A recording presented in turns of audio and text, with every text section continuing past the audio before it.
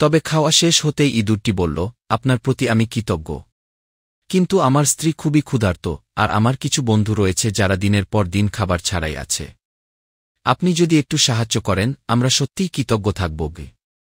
বিপিনবাবু অবাক হয়ে ইঁদুরটির কথা শুনলেন। প্রথমে একটু দ্বিধা হলেও তিনি নিজেকে বললেন, আচ্ছা, এ তো একটুখানি পনির, আরেকটু দিলেই বা ক্ষতি কি। তিনি আরেকটু পনির কেটে দিলেন।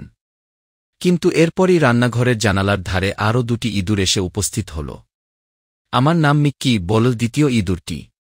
আমি আমার ভাই টিক্কির সঙ্গে এসেছি।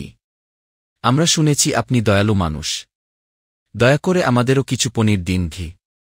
বিপিনবাবু একটু বিভ্রান্ত হয়ে গেলেন। তিনি বললেন, তোমরা সবাই কি এখানে পনির খেতে এসেছ? তৃতীয় ইঁদুরটি মাথা নাড়ল। আমাদের গ্রামে খাবারের অভাব হয়েছে। আমরা জঙ্গলের মধ্য দিয়ে এখানে এসেছি কারণ শুনেছি আপনি সাহায্য করতে পারেন। বিপিনবাবু আর কিছু বললেন না। তিনি আরও কয়েক টুকরো পনির কেটে ইঁদুরগুলোর দিকে বাড়িয়ে দিলেন। কিন্তু যতক্ষণ না তিনি পনির দিতে থাকেন আরও ইঁদুর আসতেই থাকল।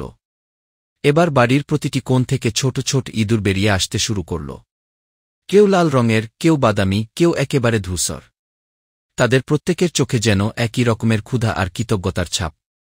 তারা সবাই বিপিনবাবুকে দেখে বলল, আমাদেরও একটু খাবার দিন। ঘি।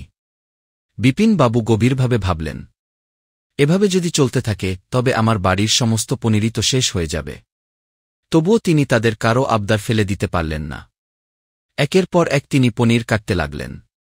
রান্নাঘরের কৌটাগুলো একে একে খালি হতে লাগল।